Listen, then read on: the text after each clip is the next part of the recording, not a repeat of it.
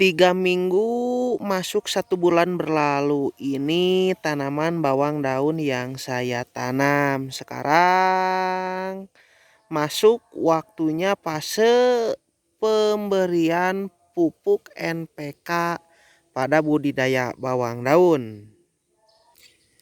Tapi sebelum itu saya ucapkan bismillahirrahmanirrahim. Assalamualaikum. Saya doakan semoga kita senantiasa selalu ada dalam kesehatan, kelancaran dalam segala aktivitas. Untuk segala aktivitas apapun aktivitasnya itu. Saya juga ucapkan selamat menjalankan ibadah buka puasa bagi teman-teman yang menjalankan. Adapun yang tidak menjalankan ibadah puasanya, saya tetap doakan semoga aktivitasnya lancar. Nah, teman-teman, alhamdulillah di hari ke-11 atau ke-12, sekarang saya lupa, nggak menghitung. Tak terasa sekarang kembali ke seputar pertanian, teman-teman. Nah, pertanyaannya gini, gimana cara memberikan atau mengaplikasikan NPK kimia? Ini teman-teman, NPK kimia pada budidaya bawang daun yang pakai mulsa seperti ini, teman-teman. Nah,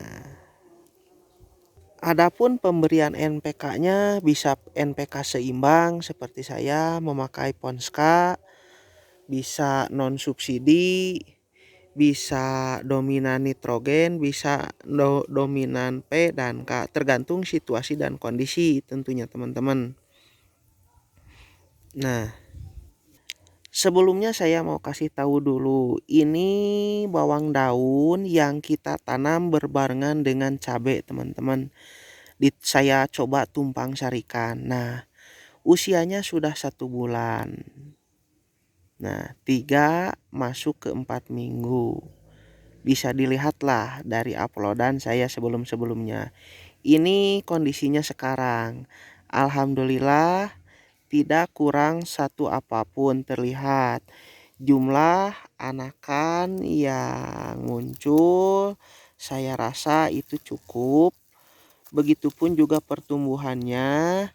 Dilihat kondisi fisik tidak kuning pucuk, hama juga masih di bawah ambang pengendalian batas.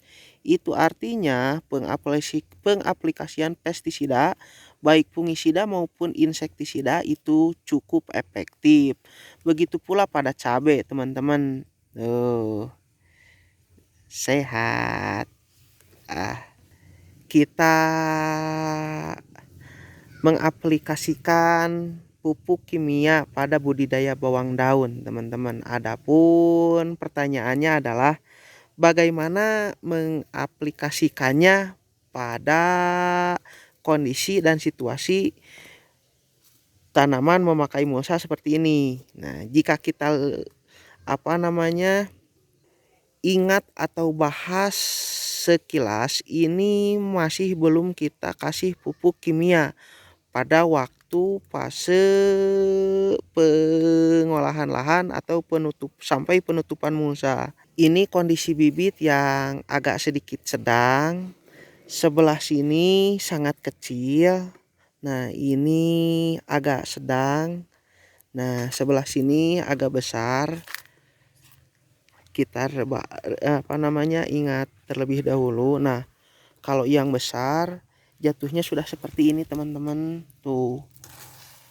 Jumlah anakannya juga saya kira cukup. Nah, ini juga saya katakan salah satu manfaat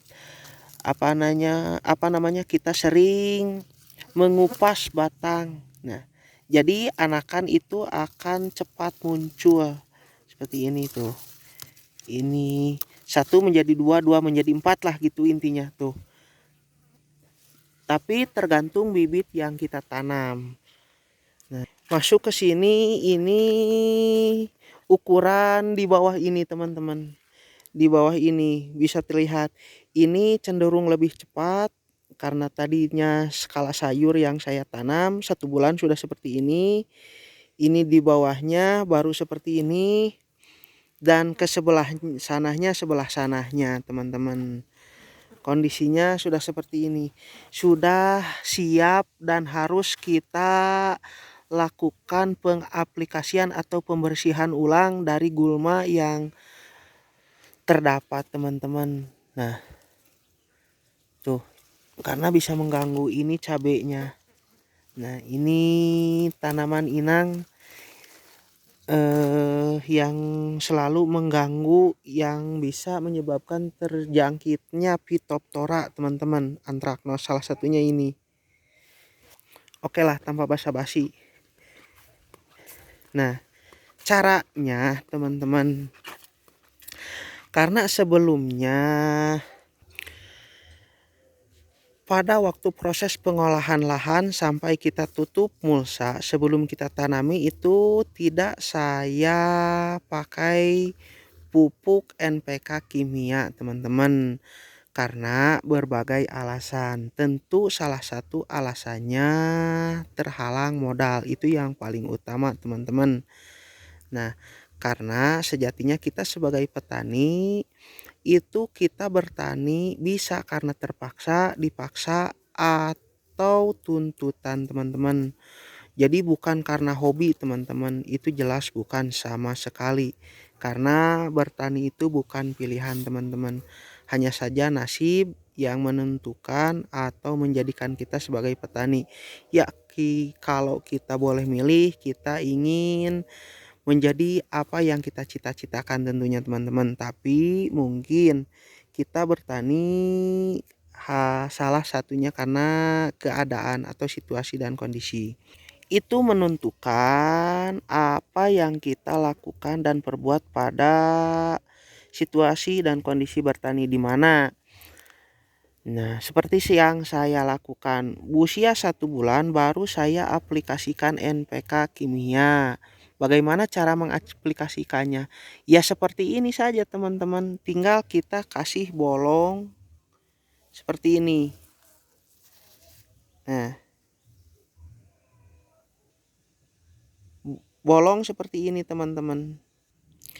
Jadi si pupuk NPK kimia yang kita siapkan atau kita beli untuk kita aplikasikan, tinggal kita masukkan ke dalam bolong atau lubang yang kita buat sedemikian rupa pada lahan yang kita persiapkan. Sesimpel itu aja. Adapun alat untuk melubanginya ya seperti ini. Ini saja teman-teman. Sederhana. Terbuat dari sebilah kayu berukuran 1,5 meter, yang bawahnya kita runcingkan seperti ini. Nah, untuk lubangnya sendiri bisa disesuaikan, tapi saya sarankan jangan terlalu rapat teman-teman, jangan terlalu rapat. Nah, ini layu molar teman-teman. Tuh, sudah saya aplikasikan bakteri penambat, jadi tidak menyebar. Kita buang. Nanti lubang ini kita sulam. Nah, kembali ke pembahasan, yaitu pemberian aplikasi NPK kimia. Caranya ya seperti ini. Kita buat lubang di tengah-tengah teman-teman. Tuh. Tuh. Tuh.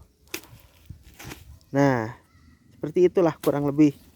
Nah, jadi si lubangnya kita buat dari 4 sudut tanaman bawang daun yang kita tanam. 1, 2, 3, 4. Jadi masing-masing akar tanaman bawang daun yang kita tanam itu akan sampai ke sini menyerap teman-teman. Nah, dari satu baris ini kita buat bisa 2, bisa 3 lubang teman-teman. Tergantung berapa banyak pupuk NPK yang akan kita berikan. Salah satu contoh, saya kasih 40 kilo untuk luas lahan 350 meter teman-teman, atau 1 patok atau 25 tumbak. patokannya untuk satu kepal tangan ini bisa kita kasih 3-4 lubang yang telah kita buat tadi, teman-teman. Jadi satu kepal tangan kita bisa kita jadikan 3-4 lubang yang sudah kita buat dengan bilah bambu ini. Bilah kayu. Nah, kurang lebih seperti inilah, teman-teman. Tuh. Jadi jangan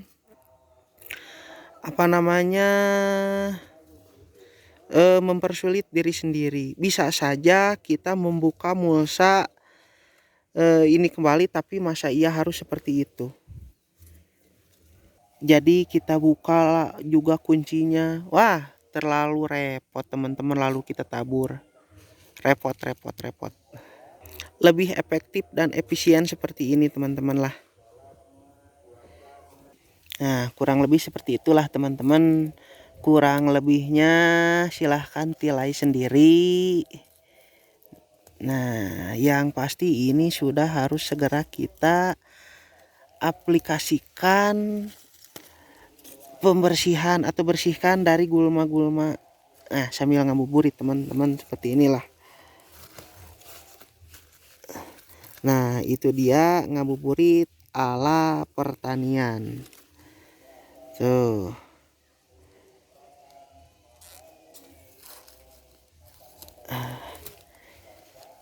Oh iya, teman-teman, salah satu manfaat dari pengupasan daun yang masih hijau seperti ini, tuh ini kan masih hijau.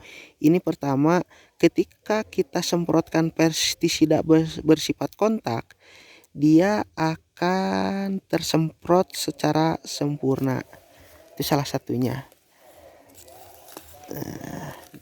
Selain dari terjemur matahari, ya kurang lebih seperti itulah. Tuh, jumlah anakan sehat. Jadi kurang lebih seperti itu vlog saya sore ini. Saya selalu berharap selalu ada hal dan nilai positif dari setiap video yang saya upload. Sampai jumpa di video dan vlog saya berikutnya.